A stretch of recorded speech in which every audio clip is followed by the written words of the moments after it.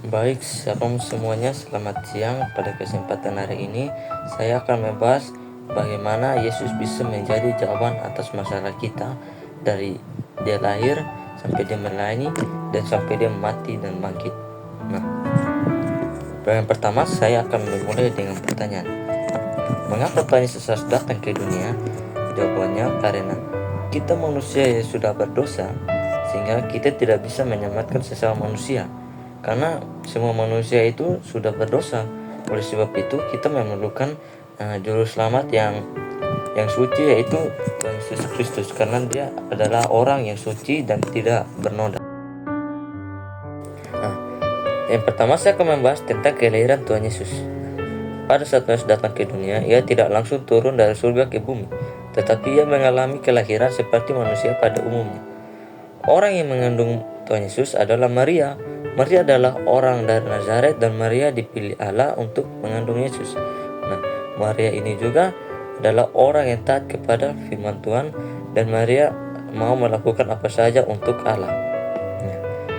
Malaikat utusan Tuhan datang kepada Maria, menghampiri Maria dan berkata, sesungguhnya Maria akan mengandung seorang anak dan ia akan melahirkan dan Maria harus menamainya Yesus, yang terdapat pada Lukas 1 ayat 31. Nah, Yesus dikandung oleh Maria dan juga oleh Roh Kudus. Oleh sebab itu, Yesus adalah 100% Allah dan 100% manusia. Bukan 50% Allah dan bukan 50% manusia, tetapi 100% Allah dan 100% manusia.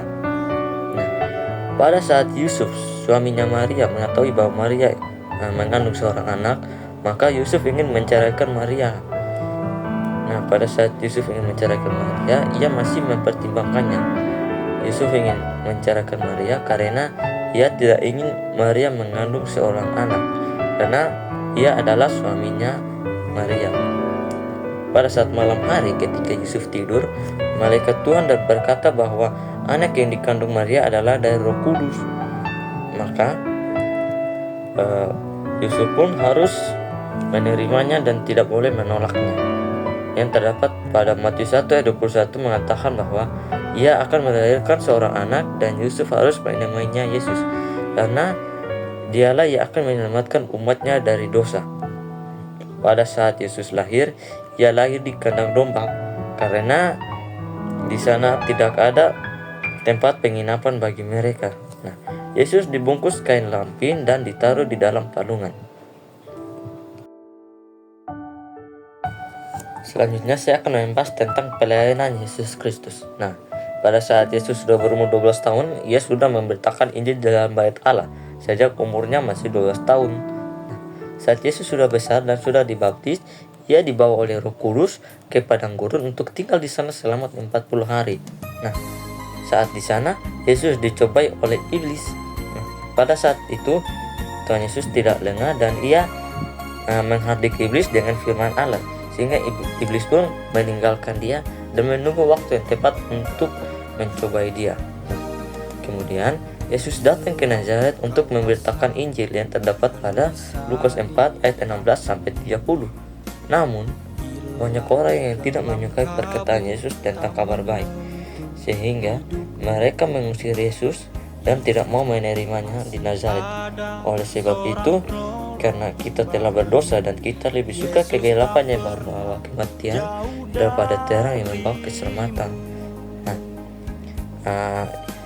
Yesus juga memilih 12 muridnya untuk membantu dia dalam memberitakan kabar baik atau tentang kerajaan Allah. Nah, murid Yesus diberi kuasa untuk mengusir setan dan juga diberi kuasa untuk menyembuhkan orang sakit. Nama murid Yesus yaitu yang pertama ada Simon Petrus, Andreas, Yakobus anak Zebedeus, Yohanes, Filipus, Bartolomeus, Thomas, Matius, Yakobus anak Alfeus, Simon orang Zelot, dan Yudas Iskariot. Mereka adalah orang yang membantu Yesus dalam memberitakan kerajaan Allah dan janji keselamatan. Selanjutnya saya akan membahas tentang kematian dan kebangkitan Yesus. Nah, pada saat itu Yesus sudah mengetahui bahwa ia akan mati di kayu salib untuk menebus dosanya, sehingga Yesus pergi ke Taman Getsemani untuk berdoa kepada Allah. Nah, Tuhan Yesus berdoa kepada Allah dan berkata bahwa, "Ya Bapakku, jikalau sekiranya mungkin, biarlah cawan ini lalu daripadaku, tetapi janganlah seperti yang kukehendaki, namun seperti yang Engkau kehendaki." Matius 26 ayat 39. Yesus meminta kepada Allah supaya cawan murka Allah dijauhkan daripadanya. Namun Allah berbelas kasih kepada umatnya sehingga Yesus harus mati di atas kayu salib untuk menebus dosa manusia. Setelah Yesus selesai berdoa, Yudas dan segerombolan orang pun datang untuk menangkap Yesus. Yudas menyerahkan Yesus dengan cara menciumnya dan menjualnya dengan seharga 30 keping perak. Maka Yesus pun dibawa dan dihakimi. Pada saat Yesus dihakimi oleh Pontius Pilatus, orang banyak berteriak kepada Pontius Pilatus dan mendesak Pilatus untuk menyalibkan Yesus, sehingga Pilatus berkata bahwa kelakuan apa atau tindakan apa yang setimpal dengan hukuman mati yang dilakukan oleh Yesus. Tetapi mereka tidak mendengarkan Pilatus, sehingga mereka mendesak Pilatus untuk menyalibkan Yesus, sehingga Pilatus pun menuruti permintaan mereka. Pada saat itu Yesus memikul salibnya ke Bukit Golgota atau yang disebut Bukit Tengkorak. Ketika sampai di Bukit Golgota, mereka menyalibkan Yesus dan mengolok-ngolok dia. Pada Lukas 23 ayat 34, Yesus berkata, "Ya Bapa, ampunilah mereka sebab mereka tidak tahu apa yang mereka perbuat." Yesus meminta kepada Allah supaya dosa-dosa mereka diampuni, karena mereka tidak mengetahui bahwa mereka sudah melakukan dosa besar, yaitu mereka mengolok-olok Yesus, membuang undian atas Yesus, dan menginjek Yesus. Pada saat jam 12 siang, kegelapan meliputi daerah itu sampai jam 3. Dan Yesus pun berseru kepada Allah dan menyerahkan nyawanya, sehingga Yesus mati dan Yesus dikuburkan di dalam bukit batu dan menutup mayatnya menggunakan kain lenan. Pada hari ketiga, Yesus bangkit dari antara orang mati, dan juga Yesus telah menang atas maut, dan maut tidak dapat berkuasa atasnya lagi, sehingga manusia telah dibebaskan dari dosa. Pada saat itu Yesus menampakkan dirinya kepada murid-muridnya, dan juga Yesus memberitahukan kepada murid-muridnya supaya mereka memberitakan kerajaan Allah, supaya nama Yesus disebarkan di seluruh bumi sehingga banyak orang yang percaya dan banyak orang diselamatkan. Pada saat itu ketika Yesus sedang memberitahukan kepada mereka, maka Yesus pun terangkat ke surga dan dia duduk di sebelah kanan Allah yang Maha Tinggi. Kesimpulan yang saya dapat dari penginjilan ini, yang pertama, saya belajar bahwa semua manusia telah berdosa dari awal sehingga merusak relasi kita dengan Allah. Yesus Kristus yang menjadi penghubung antara relasi kita dengan Allah, karena dia sudah menebus dosa manusia melalui kematian dan kebangkitannya.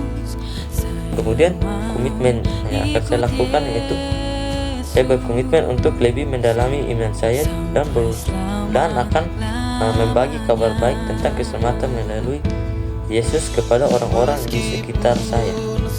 Selanjutnya, contoh konkret yang akan saya lakukan, yaitu saya akan aktif dalam kegiatan gereja dan juga doa, serta membagi atau memberitakan tentang kabar baik atau janji keselamatan kepada orang-orang yang belum mengenal Tuhan Yesus. Sekian dan terima kasih. Mohon maaf jika ada kesalahan atau kekurangan. Sekian dan terima kasih.